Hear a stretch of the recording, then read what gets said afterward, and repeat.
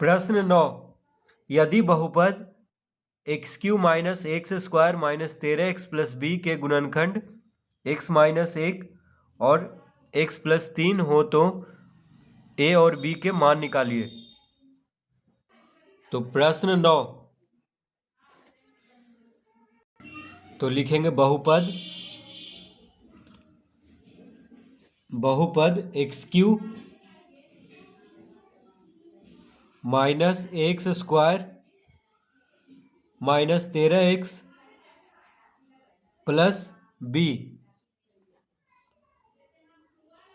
तो बहुपद x cube minus x square minus 13x plus b के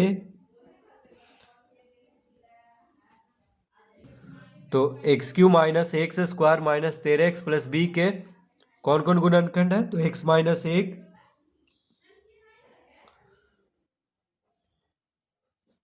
और x प्लस 3 और x प्लस 3 गुणनखंड है।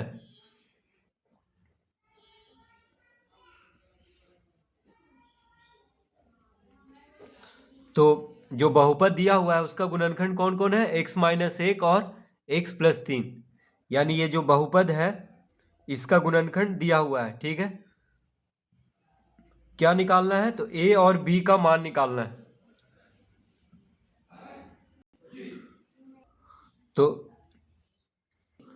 तो x माइनस 1 और x प्लस 3, तो देखिए यहाँ माइनस 1 है तो x के जगह पे प्लस 1 रख करके देखेंगे। ठीक है, उसके बाद यहाँ पे है x प्लस 3, तो x प्लस 3 है तो x के जगह पे माइनस 3 रख करके a प्लस b का मान पहले निकाल लेंगे। ठीक है, तो एक बार x के जगह पे प्लस 1 रखेंगे और फिर x के जगह पे माइनस 3 रखेंगे। ठीक है, क्योंकि x माइनस 1 है एक गुणनखंड और है x प्लस 3 है, तो लिखेंगे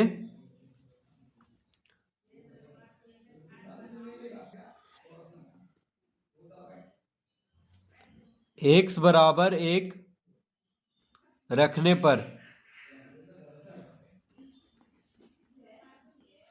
x बराबर 1 रखने पर क्या हो जाएगा? देखिए 1 का घात 3 माइनस a गुना 1 का घात 2 माइनस 13 गुना 1 प्लस b। तो x के जगह पे 1 रखने पे कितना आ जाएगा? 0, क्योंकि जब गुणनखंड है तो x के जगह पे 1 रखेंगे, क्योंकि x माइनस 1 क्या है? गुणनखंड है। तो x के जगह पे 1 रखेंगे क्योंकि यहाँ पे माइनस 1 है, इसीलिए x के जगह पे 1 रखेंगे। तो x के जगह पे 1 रखने पे जब ये गुणनखंड है तो क्या हो जाएगा? बराबर 0 आ जाएगा। ठीक है, तो बराबर 0 लिख लेंगे, तो हो जाएगा 1 का घात 3 1 माइनस a गुना 1 का घात 2 a माइनस 13 प्लस b बराबर 0। ठीक है,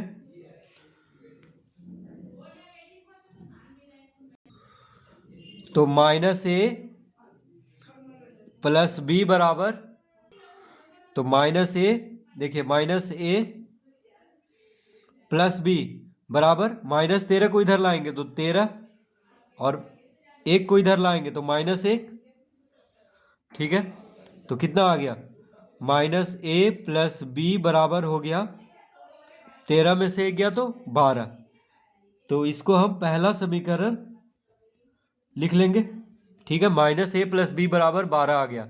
जब x के जगह पे 1 रखने पे क्या आ गया? माइनस a प्लस बी बराबर 12। ठीक है, तो इस तरह जो एक गुणनखंड दिया हुआ था x माइनस 1, तो x बराबर 1 रखने पे माइनस a प्लस बी बराबर क्या आ गया? 12। इसको हम पहला समीकरण लिख लेंगे। अब लिखेंगे यहाँ पे पुनः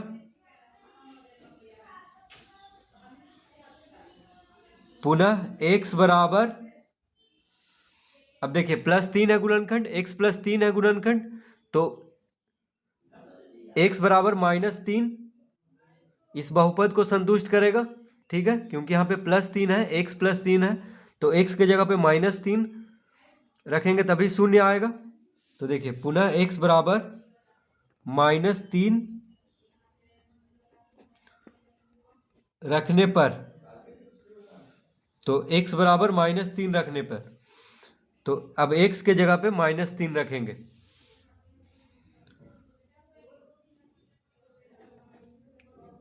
तो -3 का घात 3 माइनस a गुना -3 का घात 2 -13 गुना -3 प्लस b, इस तरह से लिख लेंगे।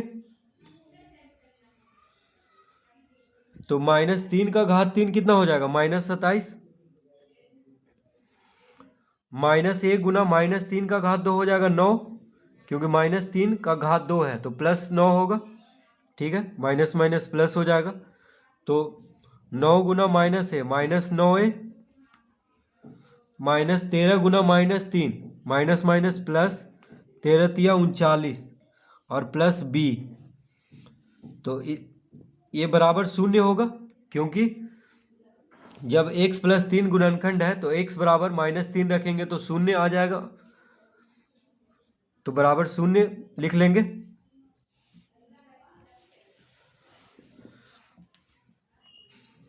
तो यहां भी बराबर शून्य। अब -9a प्लस b, तो -9a प्लस b बराबर 39 को इधर लाएंगे तो -39, -27 को इधर लाएंगे तो +27, यानी कितना आ गया, -9a प्लस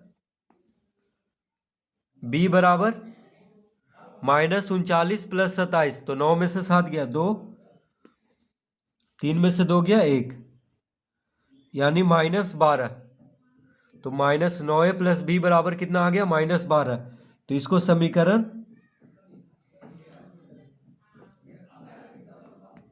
दूसरा लिख लेंगे। ठीक है, तो x बराबर 1 रखने पे एक समीकरण मिल गया था, -a प्लस b बराबर 12, और x बराबर -3 रखने पे कितना आ गया, दूसरा समीकरण -9a प्लस b बराबर -12। तो x -1 जब गुणनखंड हो तो x बराबर 1 रखेंगे। क्यों रखेंगे, देखिए x -1 बराबर 0, क्योंकि गुणनखंड है तो इसको लिख सकते हैं x -1 बराबर 0, यानी x बराबर 1, देखिए -1 इधर आएगा। ठीक है, तो x बराबर 1 रख लेंगे। उसी तरह x +3 है गुणनखंड, तो x +3 बराबर 0 लिख सकते हैं। तो x बराबर कितना आ जाएगा, -3, क्योंकि +3 इधर आएगा। तो एक बार x के जगह पे 1 रखेंगे और एक बार x के जगह पे -3 रखेंगे, तो 2 समीकरण मिल जाएगा इस तरह करने पे। ठीक है, एक समीकरण हो गया -a प्लस b बराबर 12, और दूसरा समीकरण हो गया -9a प्लस b बराबर -12।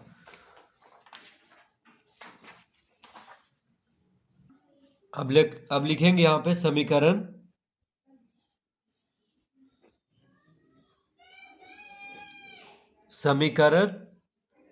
पहला में 9 से गुना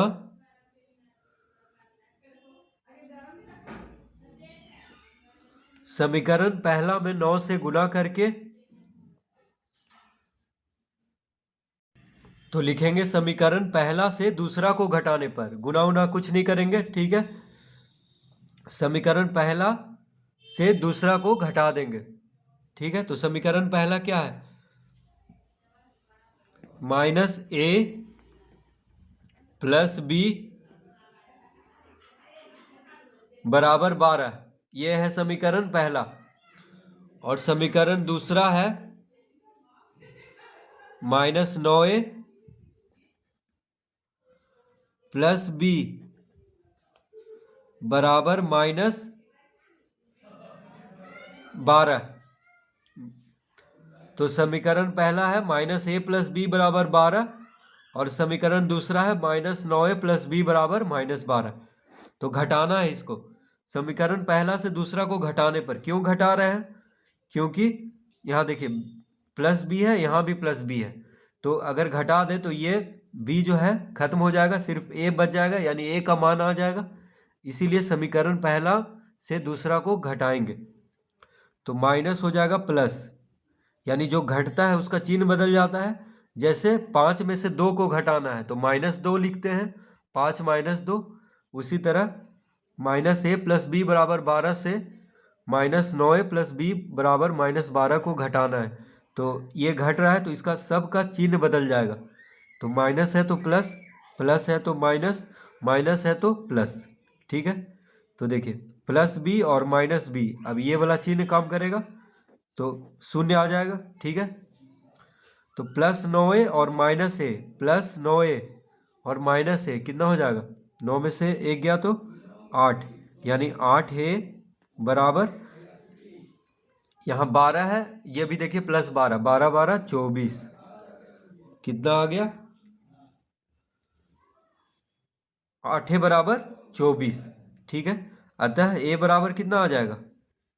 देखिए a बराबर 24/8, क्योंकि 8 गुना में है, बराबर के बायां तरफ गुना में है तो दायां तरफ जाएगा तो भाग में हो जाएगा, तो 8 तिया 24, यानी कितना आ गया? 3। a बराबर 3। तो a का मान तो आ चुका है, यानी एक उत्तर आ गया है। अब लिखेंगे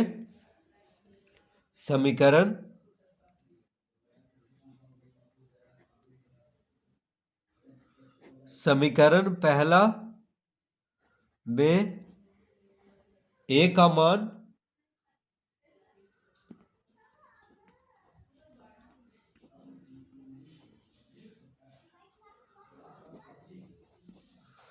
समीकरण पहला में a का मान रखने पर, तो a का मान यानी a बराबर 3 आया है, और समीकरण पहला है -a प्लस बी बराबर 12 है, ये है समीकरण पहला। तो इसमें a का मान रखेंगे, a का मान कितना आया है? 3, तो हो जाएगा -3 प्लस b बराबर 12, तो b बराबर कितना हो जाएगा? तो b बराबर 12 और -3 को इधर लाएंगे तो +3, यानी कितना हो गया? b बराबर 15। तो b बराबर 15 आ गया, तो लिखेंगे अतः a बराबर 3, b बराबर 15। इसका उत्तर हो जाएगा a बराबर 3 और b बराबर 15। तो a और b का मान निकालना था, जो कि निकल चुका है, a बराबर 3 और b बराबर 15। तो प्रश्न 9 इस तरह से हल करेंगे, और इसी के जैसा प्रश्न 10 भी हल होगा, तो उसको हम बस समझा देते हैं, बाकी हल इसी तरह से करना है, बस मान अलग अलग होगा सबका।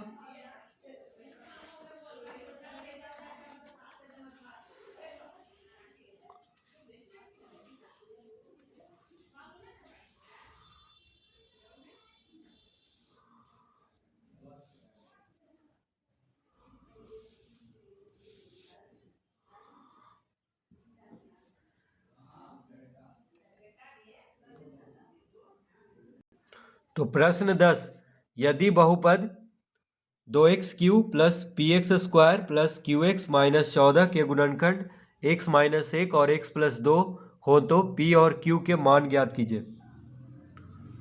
तो प्रश्न 10, बहुपद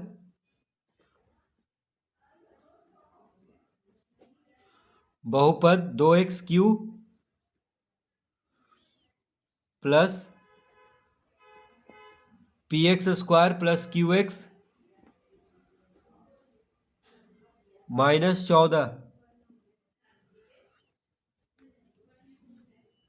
तो देखिए इसको हम बस समझा दे रहे हैं, ठीक है, शॉर्ट तरीका से, यानी जल्दी से, लेकिन हल करना है प्रश्न 9 के ही जैसा लिखना है सब कुछ, ठीक है। तो ये बहुपद दिया हुआ है, अब इसका गुणनखंड है x माइनस एक, तो x माइनस एक गुणनखंड है, तो x बराबर एक रखेंगे, तो x बराबर एक रखने पे क्या हो जाएगा, 2 गुना 1 का घात 3 प्लस p गुना 1 का घात 2 प्लस q गुना 1 माइनस 14 बराबर 0। तो जब x माइनस एक इसका गुणनखंड है, तो x के जगह पे एक रखने पे 0 आ जाएगा, क्योंकि इसका गुणनखंड है, ठीक है। तो x की जगह पे एक रख लेंगे, तो हो जाएगा 2 गुना 1 का घात 3 2 प्लस p गुना 1 का घात 2 p प्लस q गुना 1 q माइनस 14 बराबर 0। तो p प्लस q बराबर कितना हो जाएगा, 14 इधर लाएंगे, यानी -14 इधर आके +14 हो जाएगा बायां से दायां तरफ, और +2 इधर आके -2। तो P प्लस Q बराबर 14 में से 2 गया तो 12। तो ये हो गया पहला समीकरण। तो पहला समीकरण देखिए मिल चुका है, ठीक है। अब x के जगह पे -2 रखेंगे, क्योंकि कह रहा है कि x प्लस 2 इसका गुणनखंड है। प्रश्न में देखिए x प्लस 2 इसका गुणनखंड है, तो x बराबर कितना रखेंगे आप, -2। तो लिखेंगे, देखिए 2 गुना -2 का घात 3। अब x के जगह पे -2 रख रहे हैं, क्योंकि 2 गुणनखंड दिया हुआ है प्रश्न में, प्लस p गुना -2 का घात 2 प्लस q गुना -2 -14 बराबर 0 आ जाएगा, क्योंकि इसका गुणनखंड है, ठीक है। तो x बराबर कितना रखे हैं, -2। अब -2 का घात 3 कितना हो जाएगा, -8 -8 गुना 2 -16 -16। यहाँ पे देखिए -2 का घात 2 +4 आएगा, क्योंकि घात 2 है, घात सम संख्या है, तो प्लस में आएगा इसका उत्तर, यानी 4 4 गुना p 4p। तो लिख लेंगे +4p। ये प्लस माइनस माइनस, यानी -2q -14 बराबर 0।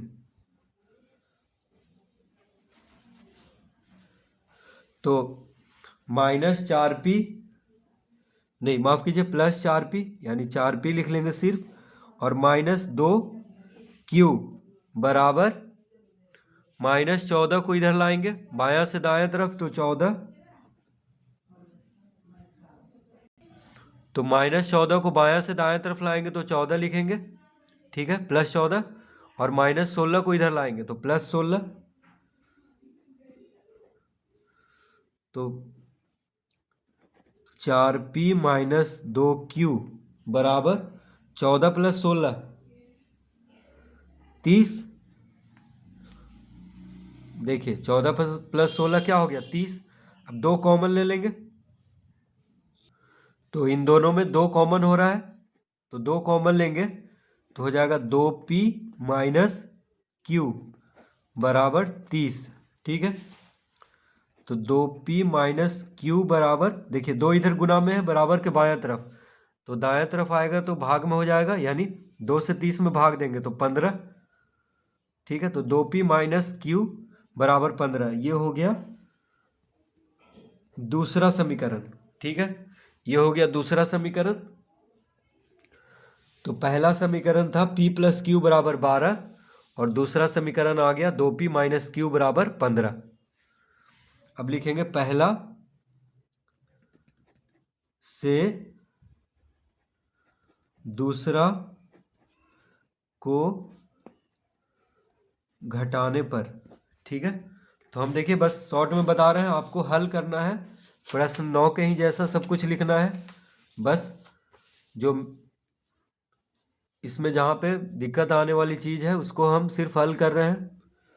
तो पहला से यानी समीकरण पहला से दूसरा को घटाने पर। तो पहला समीकरण है p प्लस क्यू बराबर 12 और दूसरा समीकरण है 2p माइनस क्यू बराबर 15। अब देखिए यहाँ पे गड़बड़ हो चुका है। जब दोनों का चिन्ह जब एक जैसा हो, देखिए यहाँ प्लस क्यू है, यहाँ माइनस क्यू है, तो जोड़ेंगे। यहाँ पे क्या लिखेंगे? पहला और दूसरा को जोड़ने पर, पहला